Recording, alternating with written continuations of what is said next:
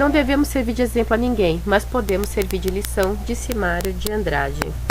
A história das passeatas no Brasil passa por diferentes e importantes períodos. As manifestações populares têm acontecido ao longo dos anos e por diversos motivos. Ora são aceitas e ora reprimidas.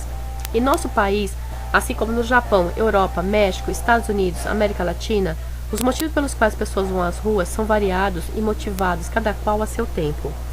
O dicionário AIS da língua portuguesa data o primeiro registro para a palavra passeata de 1881, e de lá para cá muitos fatos históricos aconteceram. O primeiro registro histórico marcante desse movimento no Brasil data de 1968. De acordo com o jornalista e homem das letras Zueni Ventura, em seu livro 1968, O Ano que Não Terminou, foi um período que representou um divisor de águas na história do país. Era a ditadura militar. Recentemente, a passeata do 100.000 ocorrida no Rio de Janeiro, em 26 de junho de 1968, por estudantes, artistas, padres e intelectuais, completou 45 anos.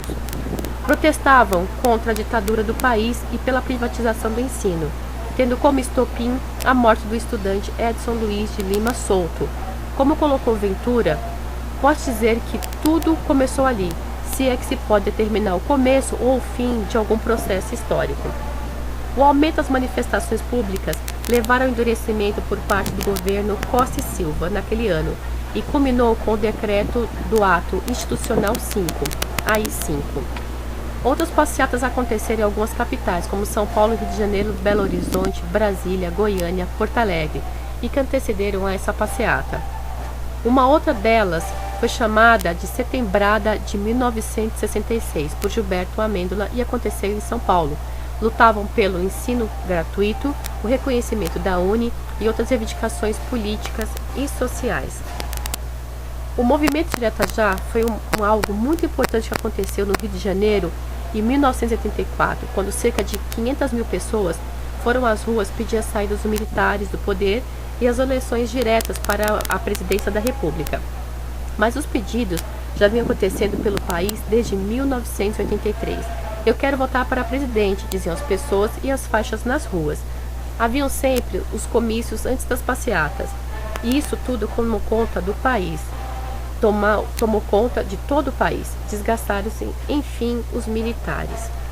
Em 1985 foi eleito indiretamente o primeiro presidente civil do país, Tancredo Neves. Por motivo de seu falecimento, não assumiu o cargo. Entra em seu lugar o vice, José Ribamar Ferreira de Araújo Costa, ou José Sarney. Primeiro governo civil após o movimento militar de 1964 a 1985. Ele fica no governo até 1990. 21 anos se passaram até que finalmente o presidente civil eleito democraticamente chegasse ao Palácio do Planalto. Era Fernando Collor de Mello, que fica no governo de 1990 a 1992. Saiu do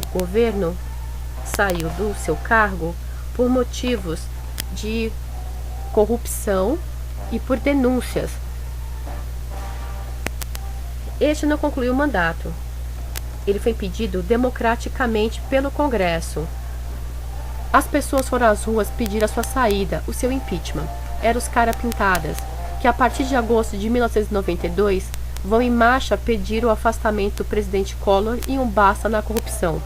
As capitais brasileiras se mobilizaram pela ética na política e as pessoas, especialmente os jovens, pintaram os rostos de verde e amarelo para pedir fora Collor e de toda a sujeira que vinha do Planalto.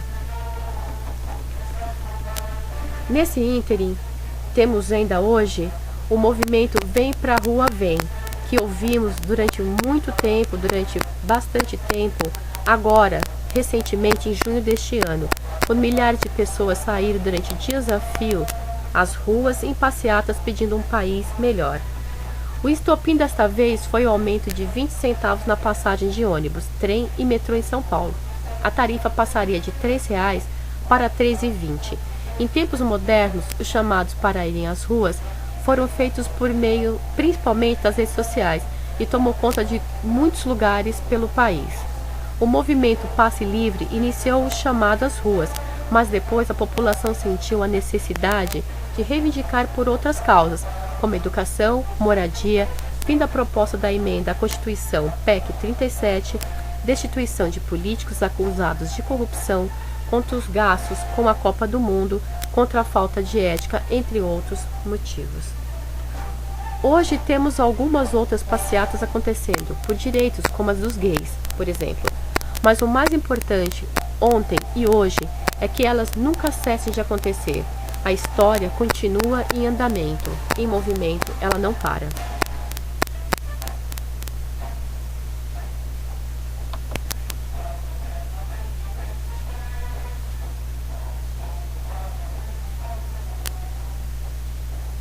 O Memorial da Resistência de São Paulo é uma instituição que se dedica à preservação das memórias da resistência e da repressão políticas durante a história do Brasil republicano. E essa é a grande contribuição dessa instituição para os dias de hoje. Manter viva essas memórias da luta de cidadãos brasileiros contra a opressão, contra governos autoritários e, nesse sentido, não é possível deixar de lado as questões de violação de direitos humanos e da própria repressão. Então, a grande contribuição do memorial é preservar e difundir essas memórias, não somente para intensificar as informações no meio da sociedade atual, mas também para contribuir com a formação das novas gerações nesse sentido. E o memorial, ele desenvolve 6 linhas de ações, por meio das quais ele dialoga com a sociedade e por meio das quais ele contribui para que essa história seja difundida. Então nós temos um programa de ação educativa, por exemplo, que dialoga com os estudantes, problematizando as questões do passado, mas trazendo também para a atualidade, porque é fundamental despertar nos jovens a consciência crítica de que ações de autoritarismo persistem e de que violação de direitos também são práticas que permanecem, assim como também que é possível continuar lutando, que existem razões para resistir ao sistema e às condições precárias de vida, entre outros fatores. Então, problematizar junto não somente às escolas, mas também ao público em geral, é uma das funções do programa de ação educativa. Mas nós também realizamos exposições temporárias com essa mesma temática. Temos um programa de ação cultural que também promove debates, lançamentos de livros, peças de teatro, que também falam das questões de militância, tanto no passado quanto nos dias atuais, além dessas ações de repressão. E nós temos também algumas linhas de pesquisa, que tem como objetivo o levantamento de informações sobre todo esse universo temático.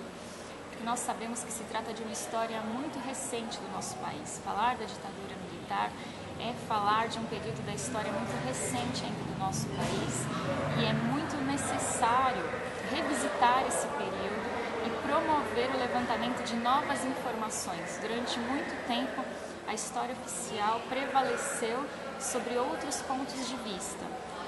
E hoje em dia nós já vemos que há várias iniciativas para promover outros olhares sobre o período da ditadura, por exemplo, como a Comissão Nacional da Verdade, que está trabalhando para o levantamento de novas informações.